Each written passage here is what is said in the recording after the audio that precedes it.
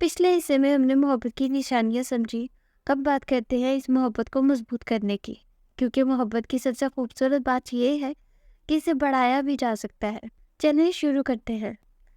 سب سے پہلا راستہ، نبی کریم صلی اللہ علیہ وسلم کی زندگی کو بار بار پڑھنا. محبت بغیر علم کی کبھی مضبوط نہیں ہوتی. اگر کسی نے رسول اللہ صلی اللہ علیہ وسلم کی سیرت نہیں پڑھی، اگر اسے نہیں معلوم کہ نبی کریم صلی اللہ علیہ وسلم کیسے بولتے تھے، کیسے مسکراتے تھے، کیسے معاف کرتے تھے اور کیسے رہتے تھے، تو محبت سطحی ہی رہتی ہے. دل تب بدلتا ہے جب انسان نبی کریم صلی اللہ علیہ وسلم کی زندگی کو بار بار پڑھتا ہے، کیونکہ ایک بار پڑھنے سے آپ کو معلومات ملتی ہے، لیکن بار بار پڑھنے سے دل نرم ہوتا ہے، نظر بدلتی ہے، سوچ پختہ ہوتی ہے. آپ دیکھیں گے کہ کچھ واقعات دل میں تیر کی طرح اتر جاتے ہیں. مثلاً اصحاب صفا کی بھوک، نبی کریم صلی اللہ علیہ وسلم کی راتوں کو عبادت، اور سب سے بڑا طائف کا واقعہ. یہ چیزیں انسان کو بدل دیتی ہیں. دوسری چیز، ان کی سنتوں کو آہستہ آہستہ اپنی زندگی میں شامل کرنا. محبت صرف دل کی حالت نہیں، محبت اطاعت کا نام ہے.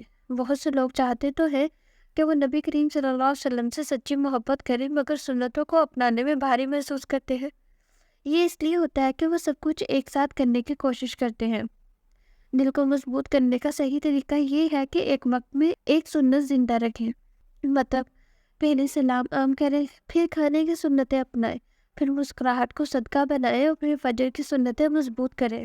ہر ایک سنت دل کے اندر رسول اللہ صلی اللہ علیہ وسلم کی ذات کا چراغ روشن کرتی ہے.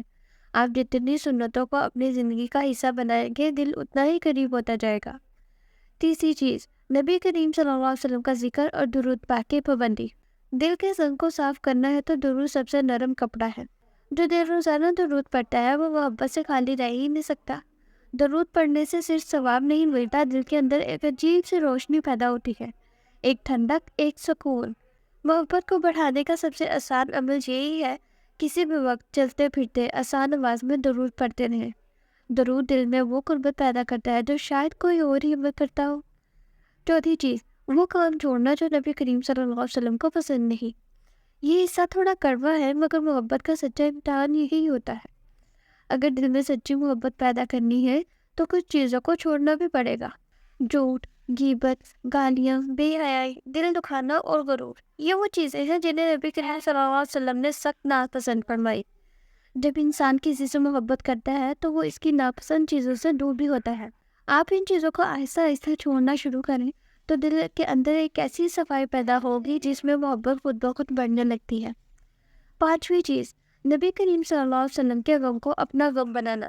یہ بات تھوڑی گہری ہے کہ جو دل رسول پاک صلی اللہ علیہ وسلم کی محبت چاہتا ہے وہ اپنے آپ کو سوال کرتا ہے کہ نبی کریم کو کن چیزوں کا غم تھا، ان کا درد کہاں تھا.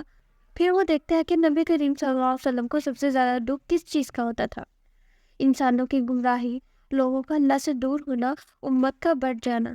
جب آپ صلی اللہ علیہ وسلم نبی کے دکھ کو اپنا دکھ بناتے ہیں، چاہے تھوڑا ہی کیوں نہ ہو، تو وہ محبت کی دل کی جڑوں میں اتر جاتا ہے. یہ محبت کی سب سے مضبوط شکل ہے. چھٹی چیز، تنہائی کے وقت دعا میں نبی کریم صلی اللہ علیہ وسلم کو یاد کرنا. دنیا کے شور میں محبت کمزور ہوتی ہے، مگر تنہائی میں محبت گہری ہوتی ہے. کبھی رات کے وقت، کبھی سجدے میں، کبھی آنکھوں میں آنسو ہو تو کبھی دل ٹوٹا ہوا ہو، اگر اس وقت زبان سے نکل جائے، یا رب مجھے اپنے نبی سے محبت عطا کر دے، میری محبت میں سچائی ڈال دے، تو یہ دعا کبھی خالی نہیں جاتی. سچی بات یہ ہے کہ محبت دل کی کیفیت ہے، اور دل کی کیفیت دعا کے بغیر نہیں بدلتی. ساتویں چیز، آخرت کی ملاقات کی خواہش کو زندہ رکھنا.